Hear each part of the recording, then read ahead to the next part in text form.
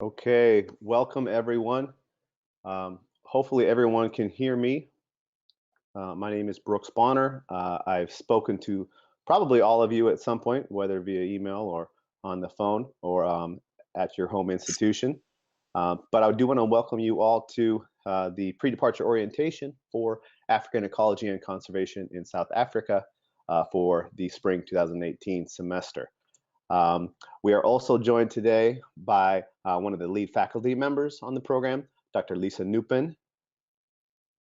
There she is. Everyone. And all of you are muted. Don't worry, you will get a chance to ask your questions at the end.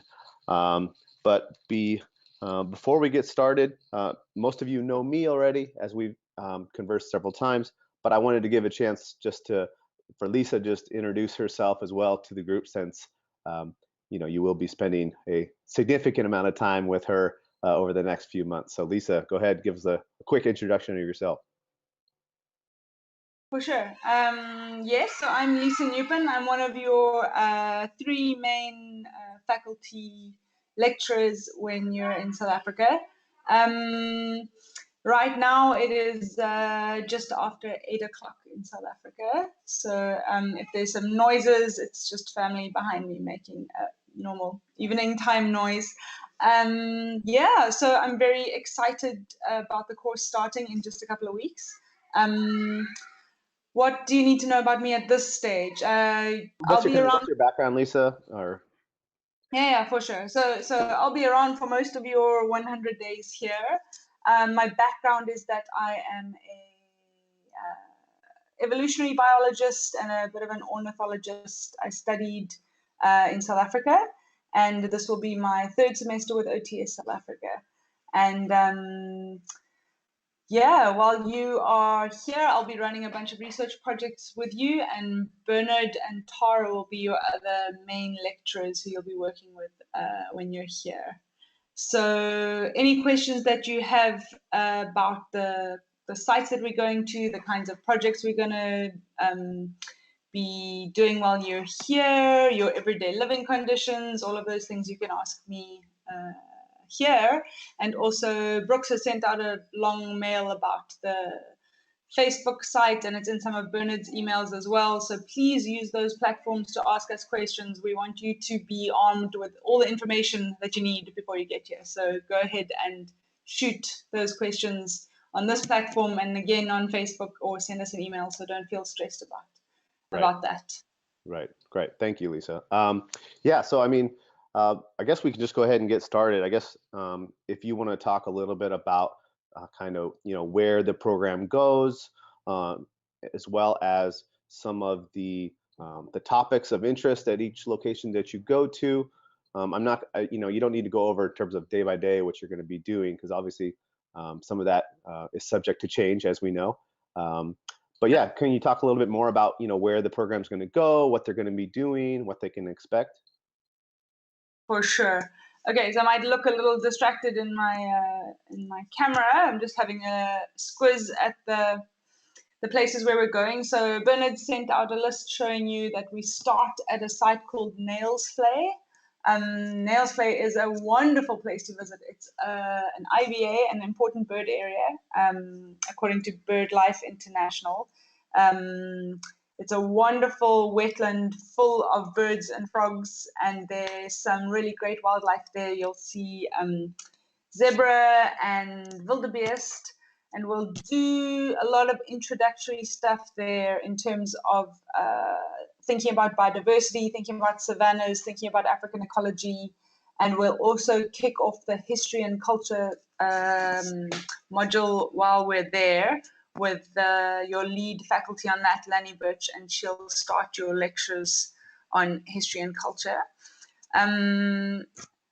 We will then move on to Skukuza, which is inside the Kruger National Park, and we're there for quite a long stretch.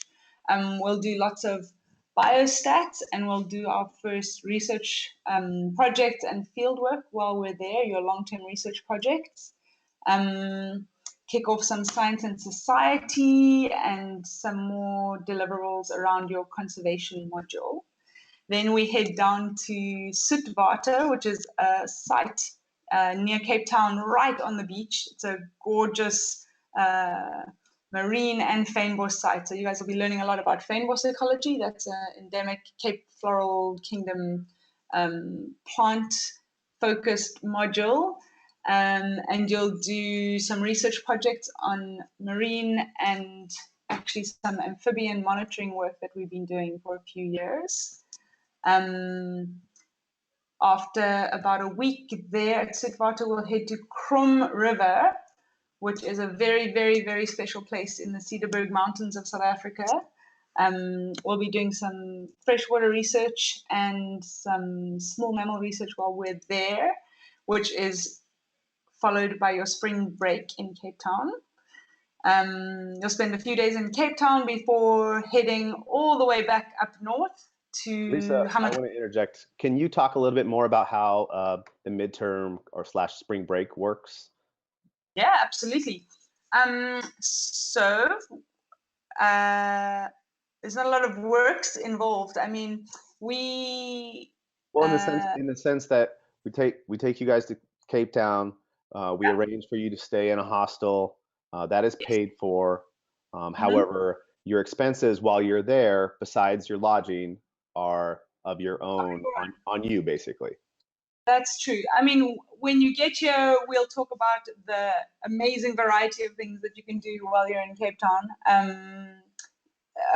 In the past, students have done everything from skydiving to shark cage diving and sea kayaking. There are loads of things that you can get up to on your spring break. Like Brooke said, you're booked into a backpackers in the middle of Cape Town, in the heart of Cape Town. Kloof Street and Long Street are the two, like, I don't know, fun hubs of Cape Town. So you will not be bored, I promise. There's lots to do. And the backpackers will help you to book whichever activities that you find interesting.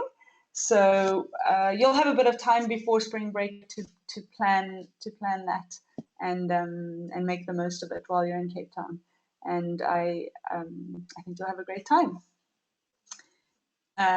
Yeah, so you can ask me any questions about that as well. I have some recommendations of things to do in Cape Town.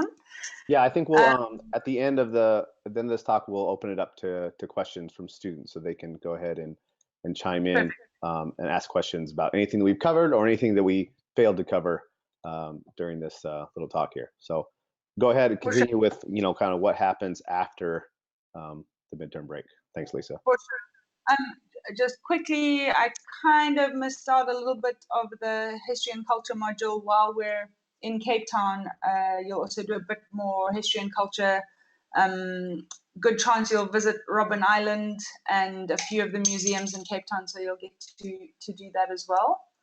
And then it's spring break, and then we head all the way back up north to Mpumalanga, the northeastern province of South Africa, where you will undertake a homestay. So you will stay for 3 or 4 nights in a very rural village with a host family in Venda, with a family of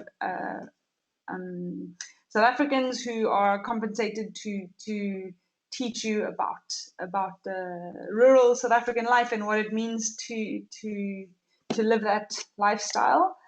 You'll be accompanied by a translator, so you'll be able to communicate freely with your host family, and it's really a lot of fun.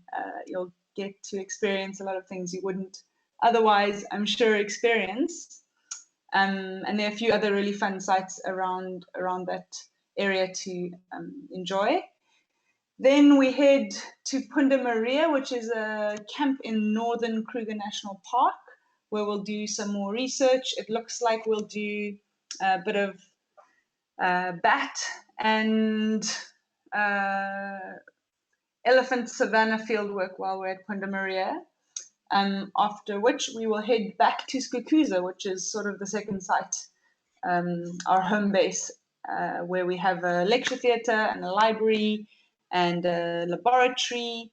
So that's sort of home base in Slukuza, and we have a long stint there with your exams and your final research projects. And at the end of that stint, you will present your final research projects at a very fancy gala dinner. And yeah, that takes us to day 100. That's awesome. That's awesome. Lisa, can you talk a little bit? I mean, I don't know if you have it on, with you right now, but can you talk a little bit about some of the past research topics? I mean, even from this last semester, and what some of the topics that students do the research on? For sure. I think I know of 4 that will definitely be running. The ones that I'll be involved with are the marine fieldwork project. So we are going to be looking at not necessarily rocky shores, but intertidal marine biodiversity inside and outside of marine protected areas of the coast of South Africa. So we'll be snorkeling and using quadrats to identify and count different kinds of marine organisms, and maybe we'll encounter other exciting things along the way. And that project will be run in conjunction with researchers from the University of Cape Town and from the South African government arm of environmental science and environmental services. So that's a very exciting project. We have run lots of marine projects in the past. This one's slightly different from what we've done before. I can tell you about last semester's marine project focused on an overexploited marine resource inside and outside of marine protected areas as well. And we went in there and collected a whole bunch of these alikrekel, which are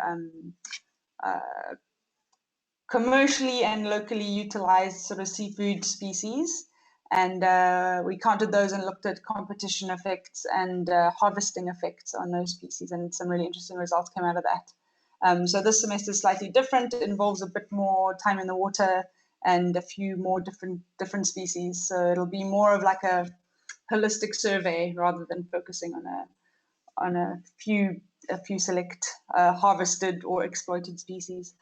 The other project that I'll be running, and which has been run in previous semesters, is a monitoring project of an endemic amphibian.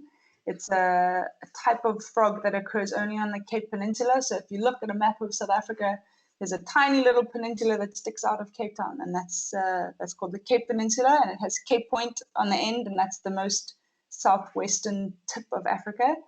And in that national park that encompasses that peninsula, there's a very specialized endemic frog species, and we're going to be led by a professor from Stellenbosch University, which is close by, and he's going to be showing you how to pit tag and monitor and build capture mark recapture models and look at dispersal and population size of these endemic frogs. There's an invasive species that threatens them, so we're going to be helping sandparks out, the South African national parks, by monitoring this frog species and catching them and tagging them and monitoring where they move to. So that's quite a fun project. And then there will be a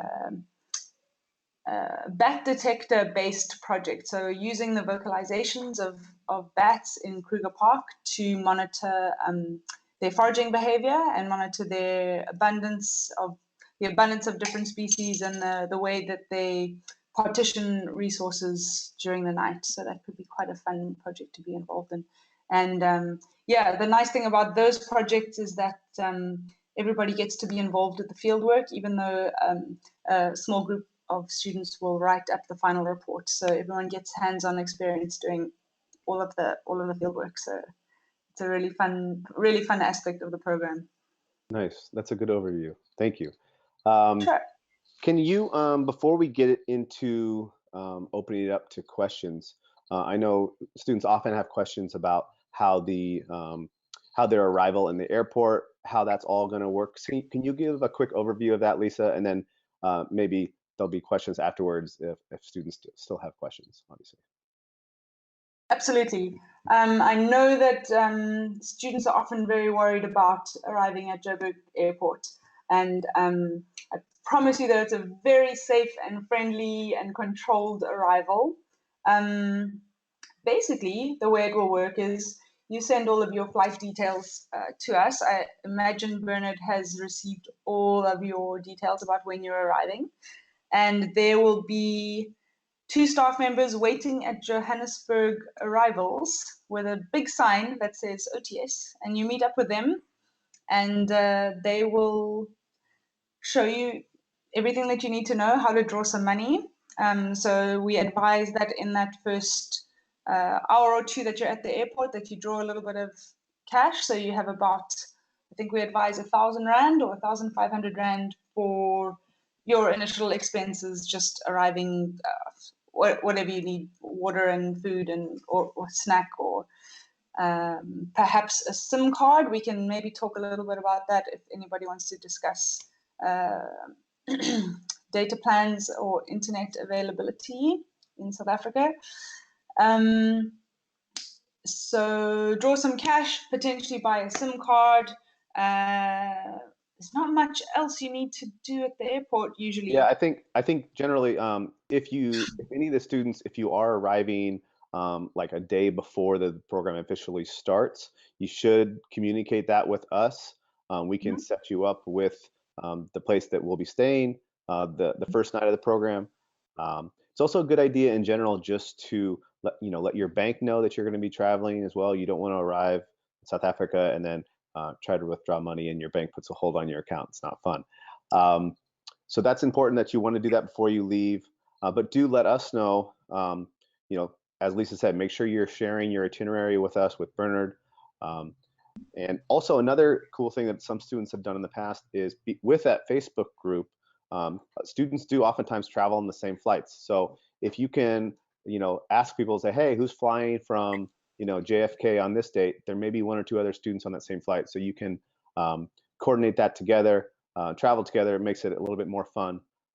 One other thing that's important is to make sure that you wear your OTS t-shirt so that OTS staff in South Africa can easily identify you if for some reason you don't see the big signs that we have.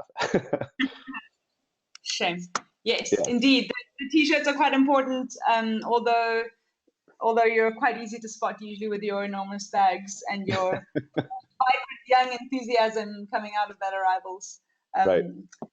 terminal. But for those people who arrive a little bit earlier, you can either organize to meet us at the backpackers that we're staying in Johannesburg, or you can come to the international arrivals terminal and find us there, because there will be two staff members there the whole day. Just let us know that we need to look out for you. So we want to make sure that everyone is accounted for by the time we leave the airport after the last flight is scheduled to arrive. So it's all about communication. Right. And speaking of communication, it's important that students realize that there are going to be segments of this semester where you're not going to have connectivity to internet. You're not going to have connectivity to maybe an easily accessible phone. Doesn't mean that if there was an emergency, we couldn't communicate with the proper people or representatives. But it's important to let your parents, your family, your friends know that there will be times when you're not going to have connectivity to the internet, or you're not going to be able to be reached so readily. So there are spots like that, exactly as Brooks has outlined, especially up north for those homestays in rural Venda. You should not expect to have internet for at least a week while you're there.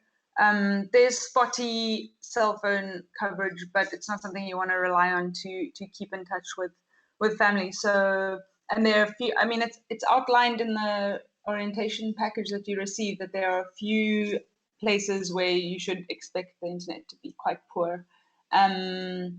So plan for that and tell people that you might not be able to respond immediately to messages, so that people are aware of that. Right. Almost all, as Brooke says, everywhere we go, there's an emergency plan. If it's urgent to get hold of people, we can do that. So it's just about expense and effort to get connectivity in those far-flung places. That's part of the adventure, Right. as far as Right. we're concerned. Let's see. There was something else I was just thinking of before we open it up to questions. I've drawn a blank. So we will. Well, actually, you know what? You know what it is it's not a bad thing if you all, since you all have the orientation packet, to print that out and bring it with you on the flight. If for some reason there was something to happen or you got mixed up, there's contact information in there. There's email addresses. So it's good to have that physical copy with you as well. So. Good idea. If there's nothing else, what I want to do is open it up now to questions from all you students. So I'm going to show you how to do that. So you have to notify me that you do have a question, and to do so, if you're using the Fuse software on the bottom right-hand corner of your screen, you should see 3 dots. If you take your cursor over that, it's going to say More menu. If you click on that, it's going to open up a drop-down box, and there should be an option for raising your flag. It should say Raise your flag, and there's a little flag next to it. So now is the time. Learn something new every day. So now's the time that I know many of you probably do have questions. This is a good time to ask with Lisa here. And looks like our first person is going to be Megan. So let me unmute you, Megan. Give me 1 sec. Hello, Megan. Okay, Megan, are you there? Hi. All right, go ahead. So my first question, I have a lot, but I can also email some of these. But my first question is kind of like what bags I should pack stuff in. So I talked to Julie, who I think was on your program last fall. Julie Fowler, yeah. Yeah, because she goes to my school. So she like advised me on some bag, like what I should bring for bags. But that was kind of different from what you guys said on like the packet and packing list and stuff.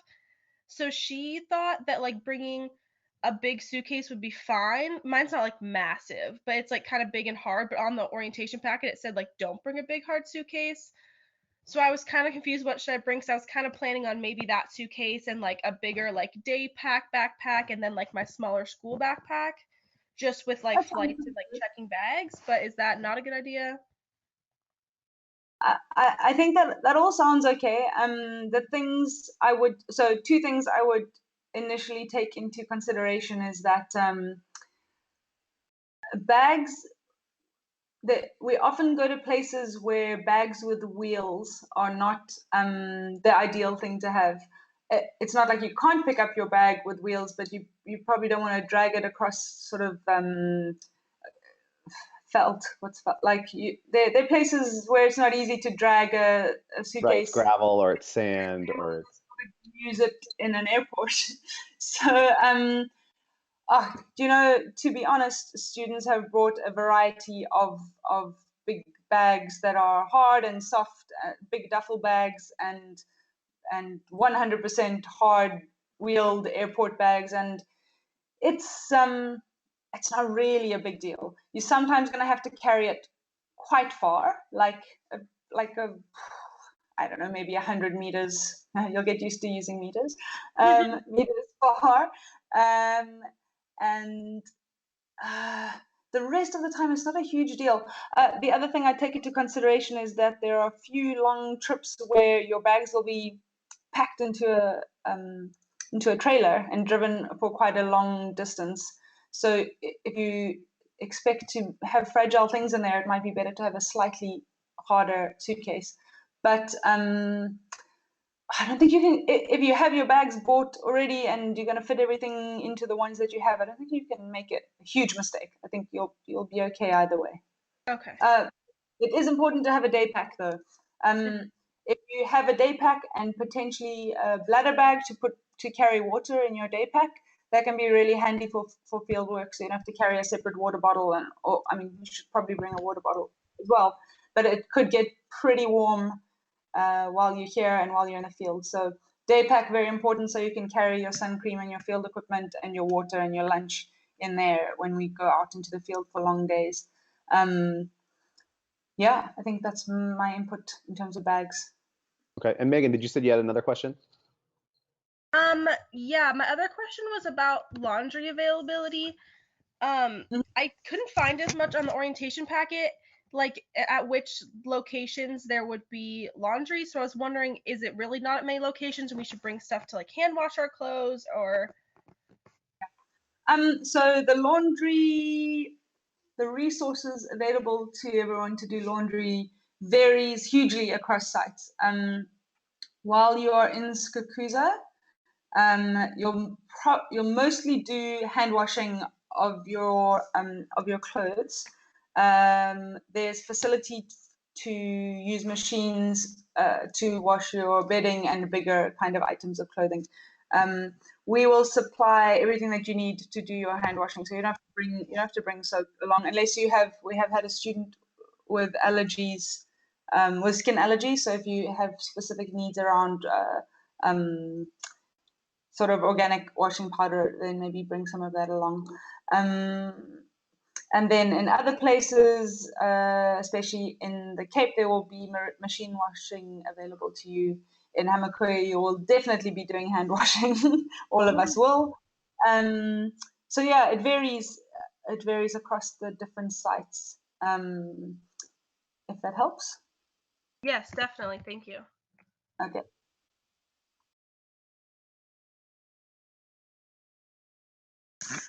Anything else, Megan? Yeah, actually, one more question. Okay. The orientation packet, like the packing list says that hiking boots are like kind of a not a necessity, but some people like them. Do you think that they're better than like tennis shoes? Do you think tennis shoes are fine? It's really just your preference in terms of like field work? Yes, tricky one. So this came through in the course reviews for the last semester. Some people didn't use their hiking boots at all, and were quite annoyed that they lugged big hiking boots all the way here and didn't use them. However, other students who did more hiking on their spring break and did particular research projects were really happy that they had their boots with them. So I would say that 80% of the research that you do, you can probably get away with sort of hardy trail shoes or approach shoes. That I have watched the savannah eat quite a few of the kind of delicate Nike sneakers that students brought along. I don't know what those things are called. They're like soft Nike tennis shoes. Yeah, they don't have there's not a lot of rubber on the shoe. So if it's just cloth, then you're going to get spiked or I poked or promise prodded. your minds will be blown at how many things in the savannas have thorns. So you're going to want. I often wear gaiters with sort of like trail shoes, like Salomon or Adidas, or I don't know, those kind of brands of trail shoes, and those seem to be okay for most of the work that we do. Hiking boots you probably won't use a lot, but for particular projects you might want to have them with you. So personal preference, definitely.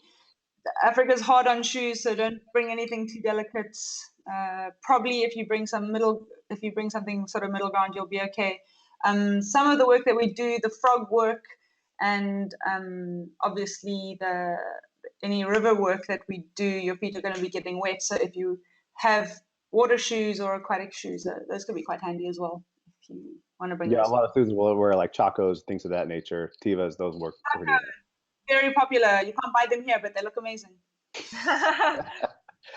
All right, Megan. Looks like Hannah also has a question, so let me get Hannah unmuted here. All right, Hannah, are you there? Yeah, can you hear me? Yes. Yes, got you. Sorry. This is a pretty personal question, but I'm gluten-free and also a vegetarian, and I was just wondering if there's certain food that I should bring from the US to South Africa, or you've had students like this in the past. Absolutely. Very good question. Because one of the highlights of all of your trips to South Africa will be the Aggie Shadow catering company that travels along with us everywhere we go and cooks you amazing meals with alarming consistency in the most crazy conditions. they've been doing the catering for these OTS courses for quite a few years now, and they have had every combination of gluten-free, vegetarian, vegan, all of the options. So they are very, very well aware of what you need. It's a very, very open-hearted catering company, and the whole system is just, you've just got to communicate. If there's something that you're missing from the food, let us know. If you want more nuts, if you need more, whatever it is that you need, you just have to tell us, and it can be arranged. So they've been, yeah, okay, one of the, whoa, that's right. Thank you.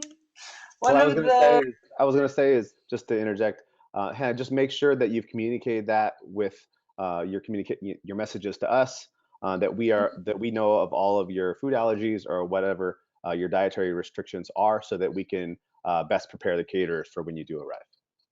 For sure. That's yeah, awesome. so let us know what you need. And yes, certainly there have been gluten-free students previously. And in fact, Tara, one of the lecturers, is also gluten-free. So you can ask her for more advice. But certainly every effort will be made to make sure that you are not hungry or deprived of anything you need. So send through that info early on, and I assure you everything will be okay. All right, awesome. Thank you so much. That's all I have to ask. Okay, great. All right, looks like Emma has a question as well. Let me get Emma unmuted. Okay, Emma, are you there? Yeah, I think so. Okay, go ahead. Okay. So you mentioned gaiters, and I have like short gaiters that cover my ankles, but I'm wondering like how bad the ticks are, if I should spring for ones that like kind of go up your shin. I've seen those ones.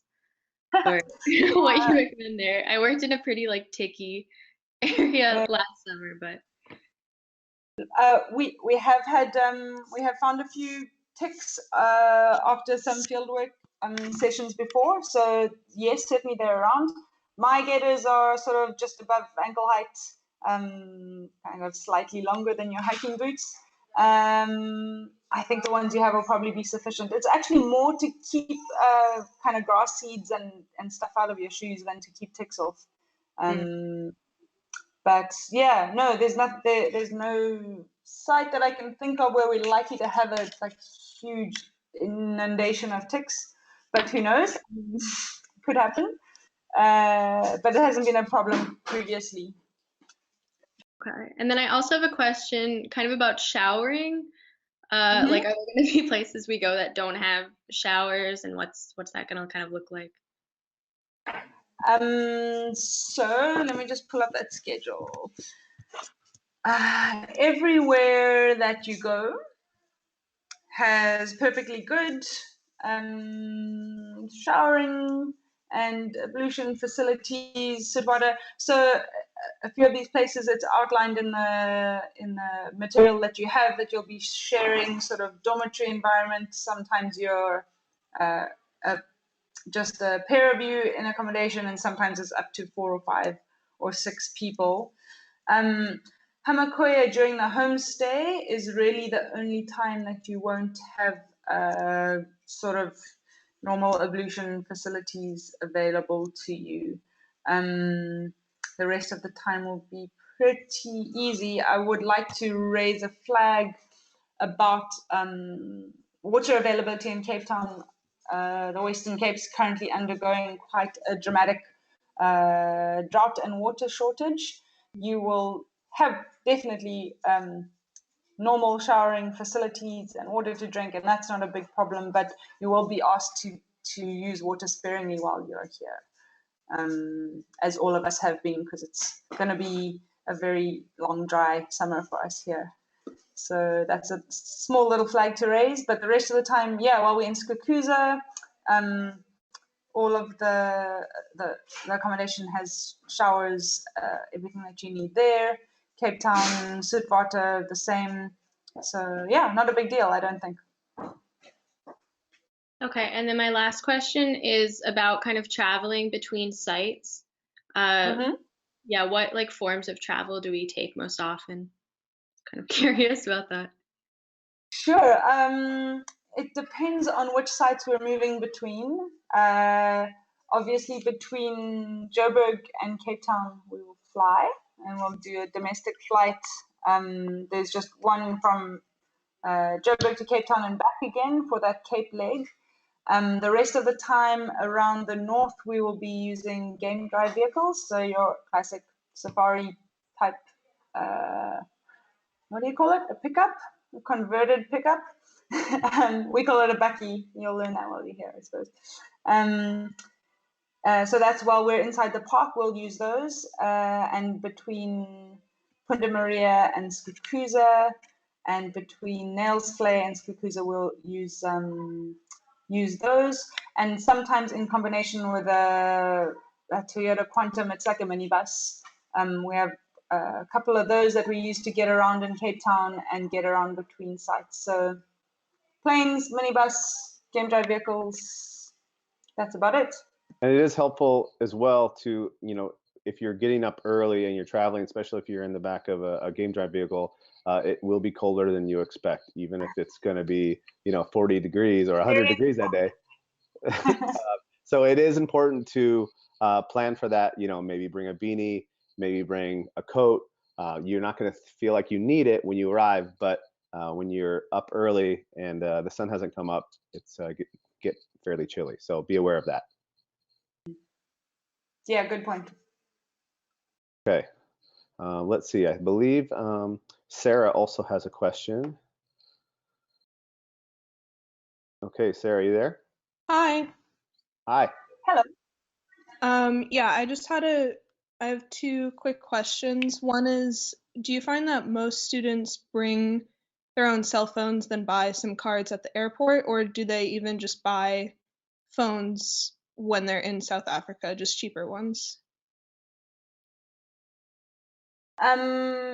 Definitely both of those options have happened in my experience. What you'll learn while you're in South Africa is that internet is via cell phone is quite spottily available in the places that we go. Inside big cities, even inside Skukuza, it's okay. But as soon as we go to sort of more rural parts or sort of, yeah, anywhere away from urbanized centers, the signal isn't so great. So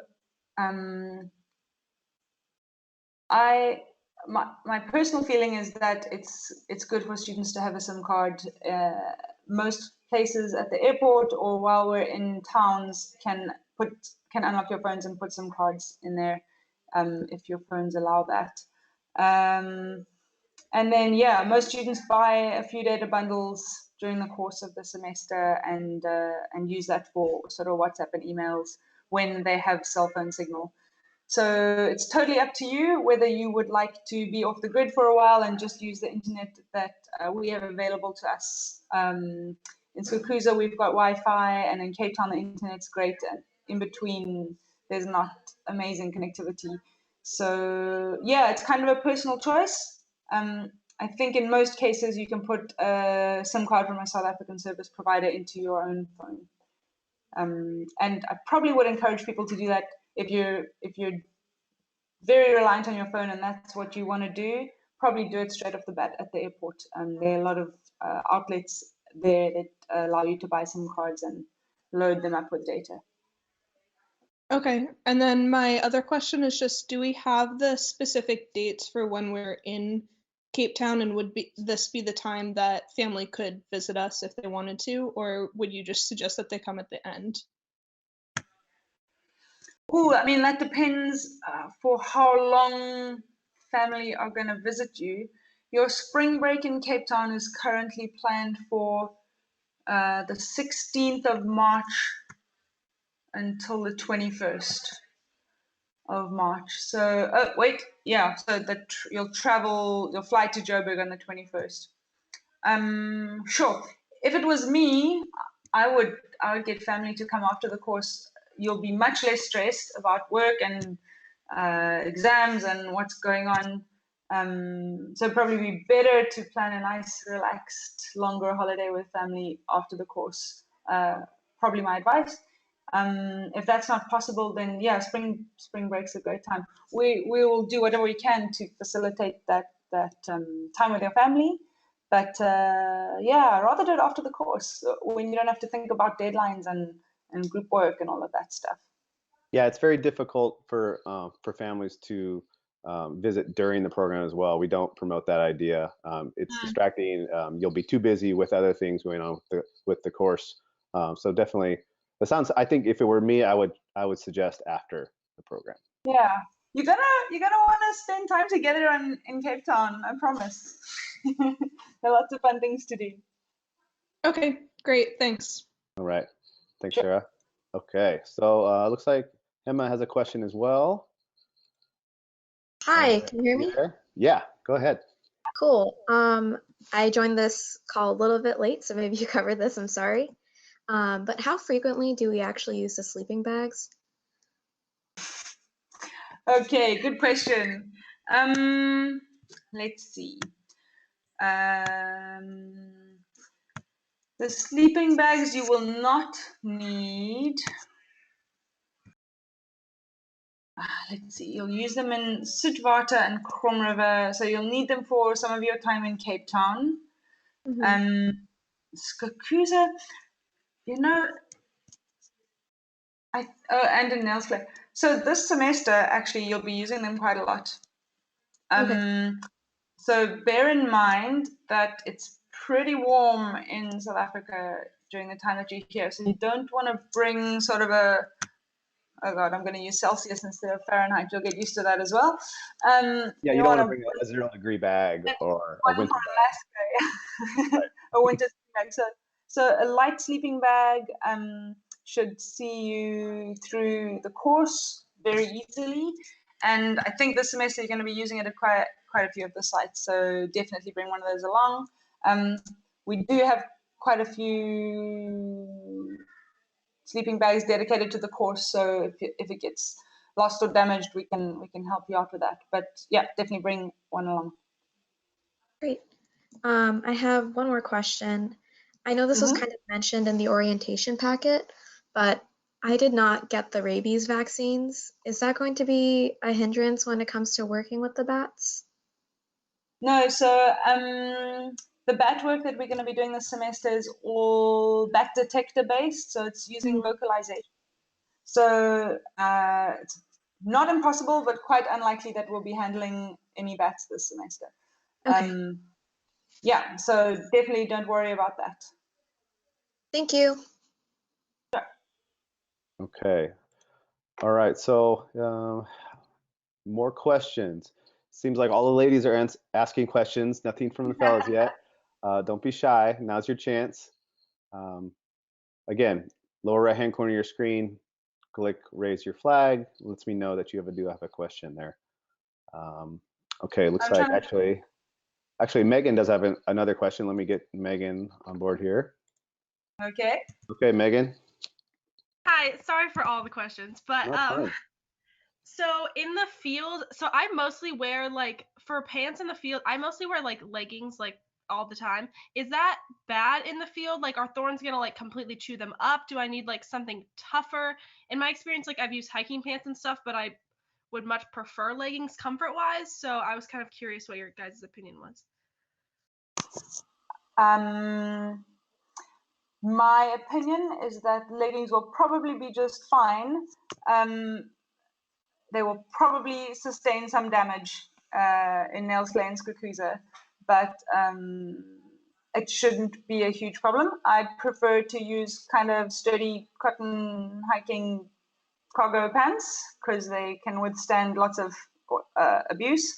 But if you are more comfortable in leggings, that's absolutely fine. Maybe just bring an extra pair in case they become sort of unwearable.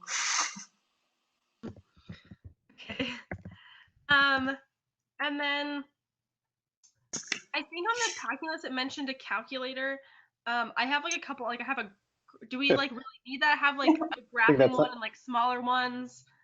think that's something that's a holdover from before we had cell phones that had calculators on them. Absolutely. So it's not Impossible to buy a calculator in South Africa. They do not exist. No, you don't need to worry about bringing a calculator. okay.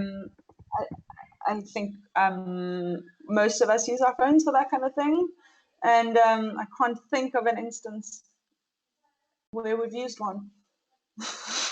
Okay. Yeah, and most of you will probably have laptops anyway, so obviously it's something that you can do on there as well.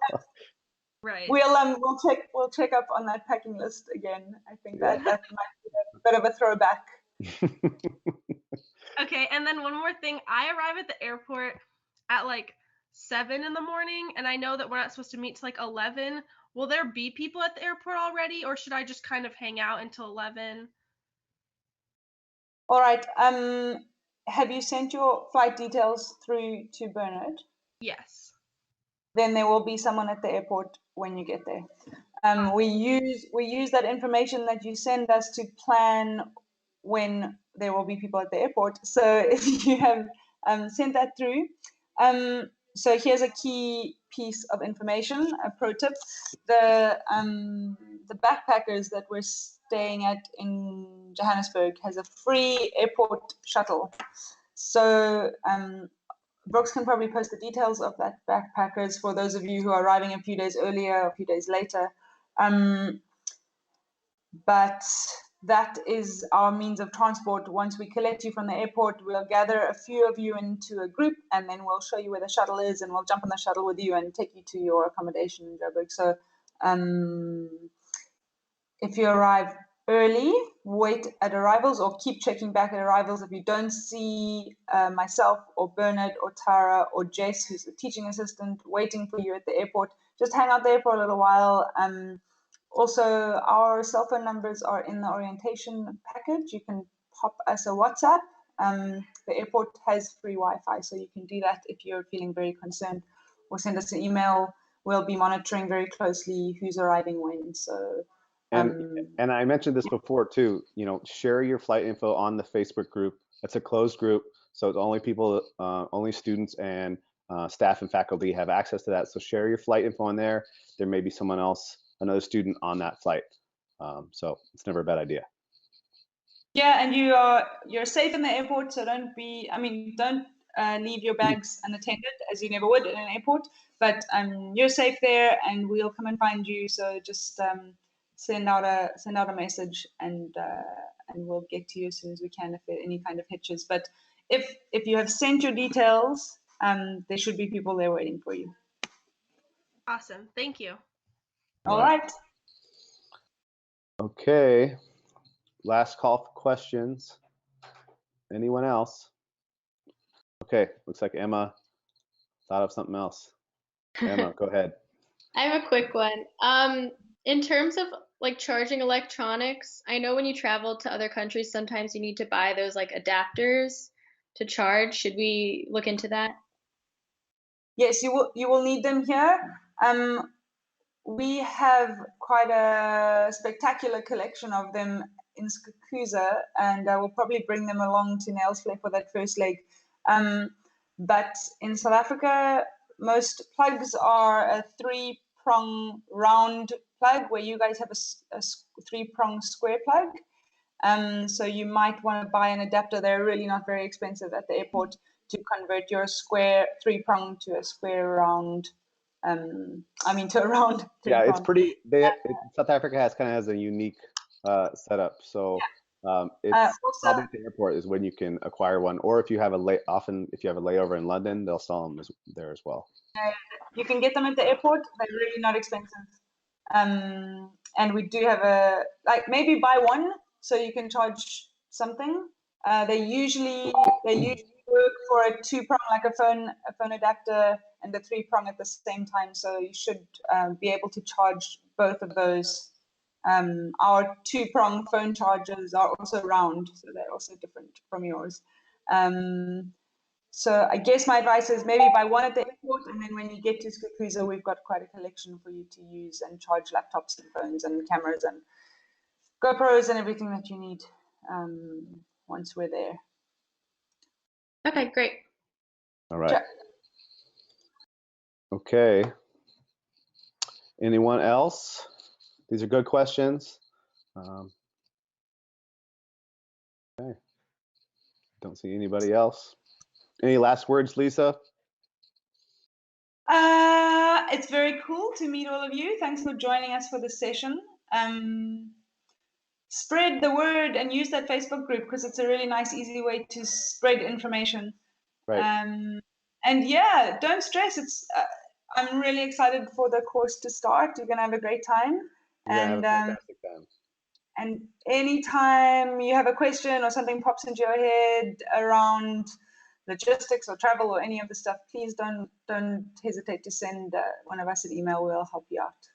Yes. And also, I was going to say one comment regarding the visas. I think all of you have communicated with me, either whether you have it or you're awaiting, you've already submitted, you're waiting on to receive it. Please do let us know or let me know when you do receive it. We want that confirmation.